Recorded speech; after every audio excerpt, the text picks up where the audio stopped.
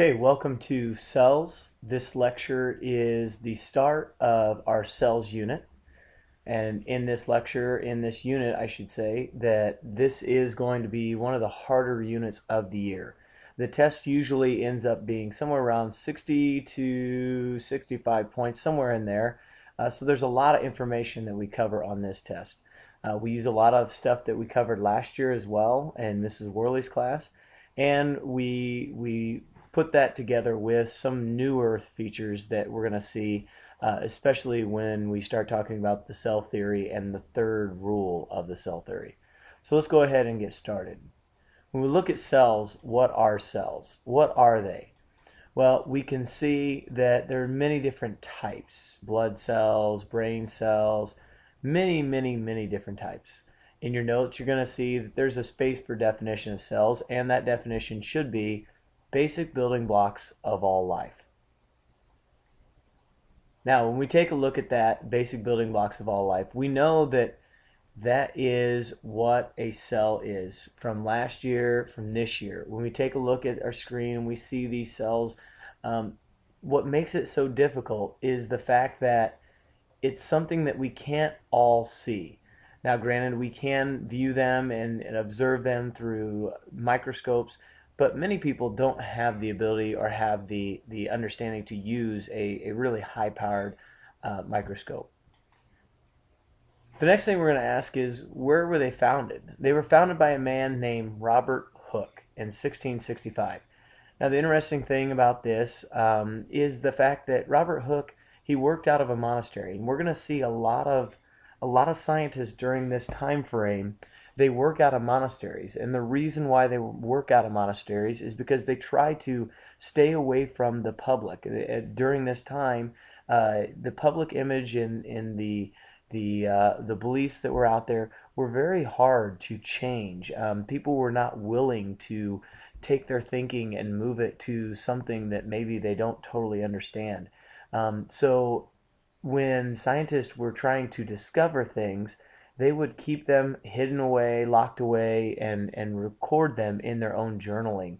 And really, in many cases, never publish them. This is the case for Robert Hooke as well. And we're going to see, like I said, many other famous scientists: Gregor Mendel, and Nicholas Copernicus, and in some instances Galileo is also during this time frame where the society did not agree with the beliefs to change in the world as we know it. What did Robert Hooke do? He took a microscope and he perfected it. And through this microscope, he was able to take a look at a cork cell. Now, this cork cell, what he saw in here was he saw that there were these tiny features inside here, and he looked at those things, and really he started taking a look at it and noticed that they look like the rooms in the monastery. Well, at the time, the monastery rooms were called cells. So what he did is he coined the phrase cells, and this was back in 1665. Now, we also asked the question, what is a cell theory? Well, there are three rules to a cell theory. The first rule of cell theory is cells are the basic building blocks of all life. Now, that looks very familiar because that is also the definition that we hold true to the cell. But the key word here is all life. So we got to remember that. Cells are the basic building blocks of all life. Step 2, or rule 2, is cells contain all life activities. Now, this is all activities. In class, we talked about all the different sports that we play.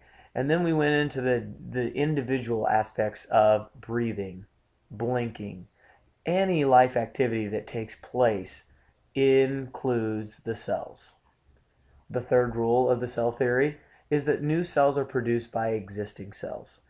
Now, this is the one that we are going to be talking about in great detail once we get into talking about the different processes of how cells are created in mitosis and meiosis. Cells are produced by existing cells. This is what brings us from one cell to trillions.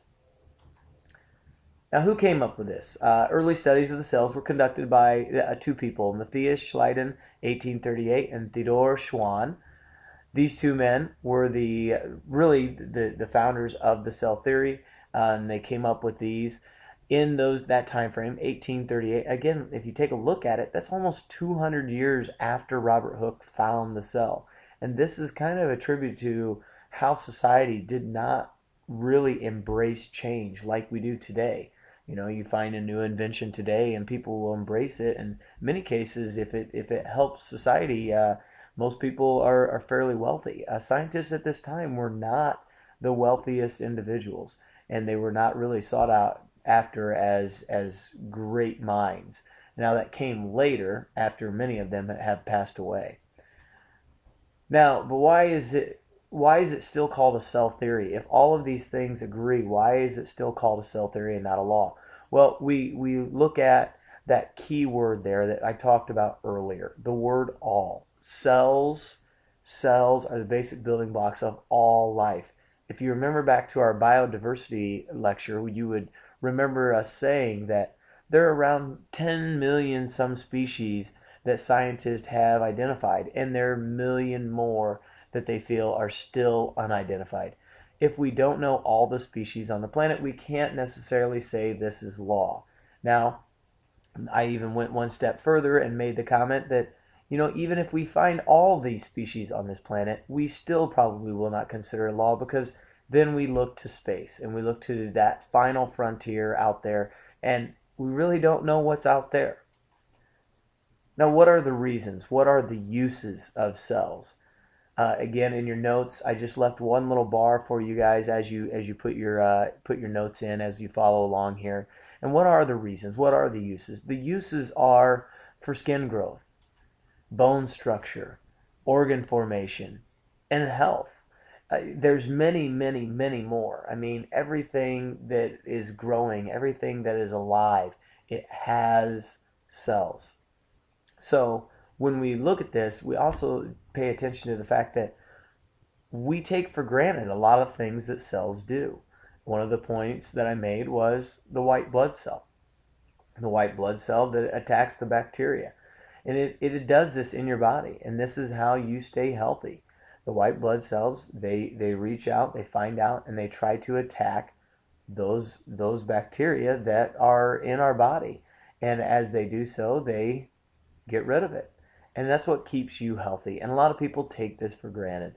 Um, our next section, our next lecture will be on the different parts of the plant. Now, I know last year you learned some of these as well, but we're going to go a little bit deeper into each organelle and talk about the main differences between a plant and animal cell.